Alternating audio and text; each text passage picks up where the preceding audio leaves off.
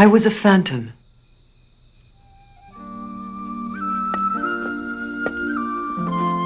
Robbed as an infant of my sight and hearing, I lived like a creature of the deepest ocean waters, feeling my way through a world without light or sound, and only vaguely aware of the concept of life, or even of my own existence. Until I was 7 years old, I was like a ship at sea in a dense fog, groping my way to shore. Only I was a ship without compass or sounding line, and had no way of knowing how near the harbor was. Light, give me light, was the wordless cry of my soul. Then one day, the most important day I can remember in all my life, the woman who would guide me to shore, my teacher who would reveal all things to me, came to me. I'm filled with wonder when I consider the immeasurable contrast between the two lives this important day connected.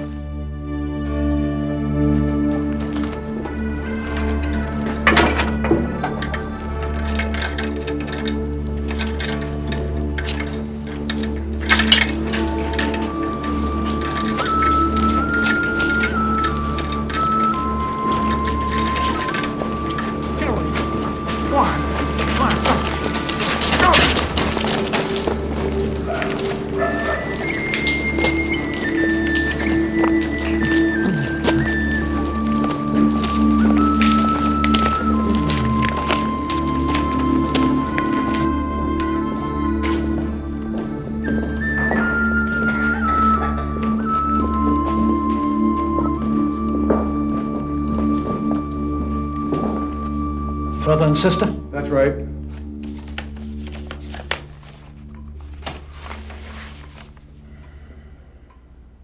Anne Sullivan. Is that your name, Missy? It stinks in here. Yes, I know that, Missy. I'm asking if Anne Sullivan is your real name. My brother's sick. How'll he get better in this stinking hole? Can you tell me that? James and Anne Sullivan are their names. Both parents Irish. Mother's dead, father's missing. The boy is lame, she's almost blind.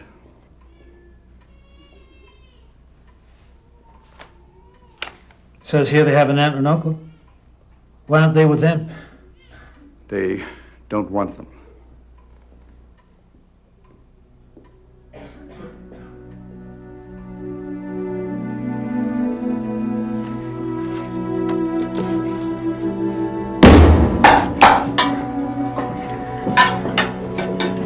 The conditions of teachers' life at the almshouse were almost beyond description. Every rejected form of humankind, it seemed, had been deposited there. Day after day, she walked among the mentally and physically afflicted.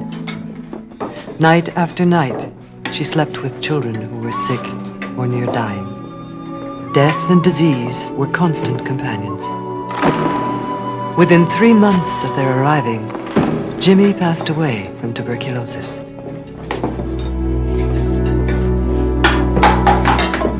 Time stood dead still in the almshouse. It was almost as if time were part of the bricks and mortar in the walls which held teacher captive.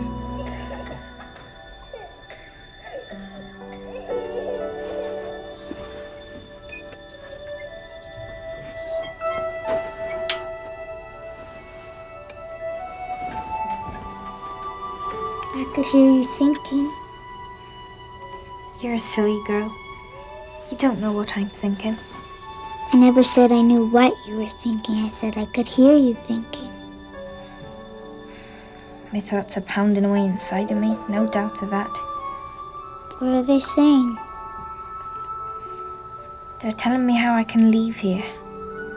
How to leave this place. Then they're lying, and you shouldn't listen. No, they're not. True thoughts never lie. I'm going to do what they tell me to do. I'm going to go to school. I'm not going to be ignorant anymore. See then, they're lying because you can't go to school, can't leave here. They won't let you. Yes, they will. I don't know how they will yet, but they will. Annie? That's ignorant. It's you and me.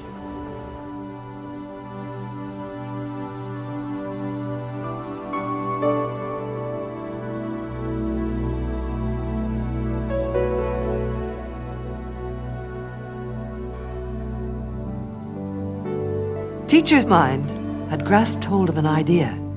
The idea of school. This would be the tool she could use to shed herself of ignorance. And that shedding herself of ignorance would make her free. Yes? My name is Sanborn. I'm from the State Board of Charities. Here for inspection. Is that right? That's right. You've made a trip for nothing. As I'm sure you'll see. I don't think so. What would you like to see? Everything. Yes, well. Follow me then.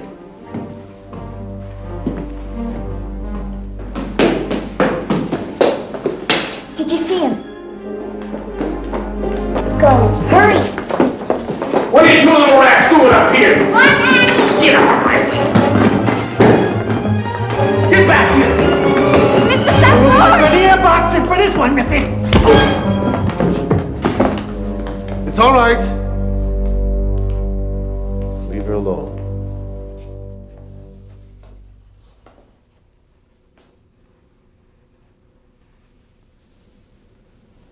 Let go. Nothing will happen to you. Just let go.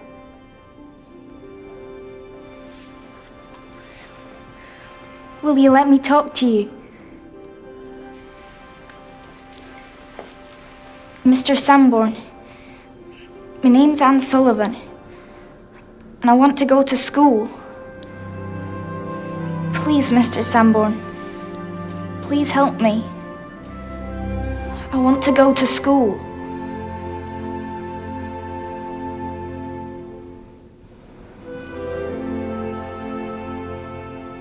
You can barely see.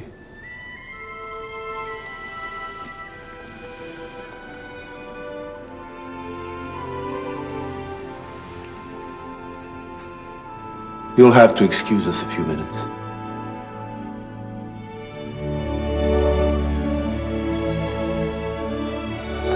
Anne went to school. In just 6 years, having had no other formal education, she graduated valedictorian of her class from the Perkins Institute for the Blind. Her desire to assault the effects of blindness and deafness were born at the Institute. When the time finally came for her to teach, she was assigned to me. I was her first and last student.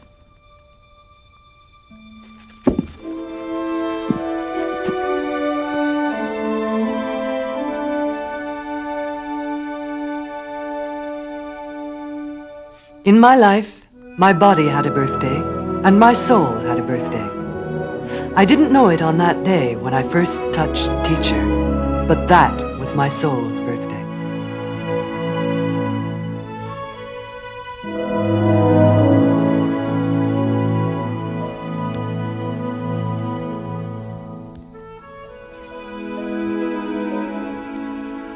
All through that year of 1887, I did nothing but explore with my hands and learn the name of every object I touched.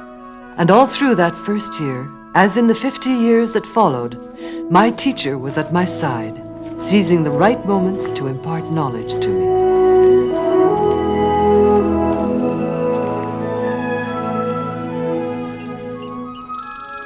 Anyone can take children to the classroom, but only a teacher can lead them to learn. They must feel that liberty is theirs. They must feel the flush of victory.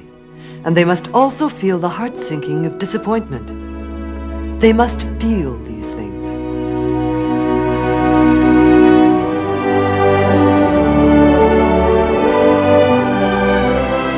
With the passing of time came the passing away of my teacher.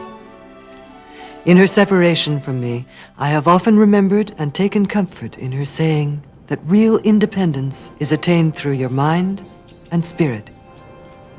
This was the very center of teacher's work with me, to lessen my physical dependence on her and make it possible for me to someday continue my work without her.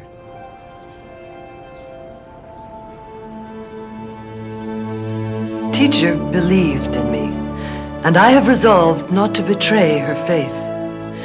Conscious of her always, I have sought for new ways to give life, and yet more life, to men and women whom darkness, silence, sickness, and sorrow are wearing away.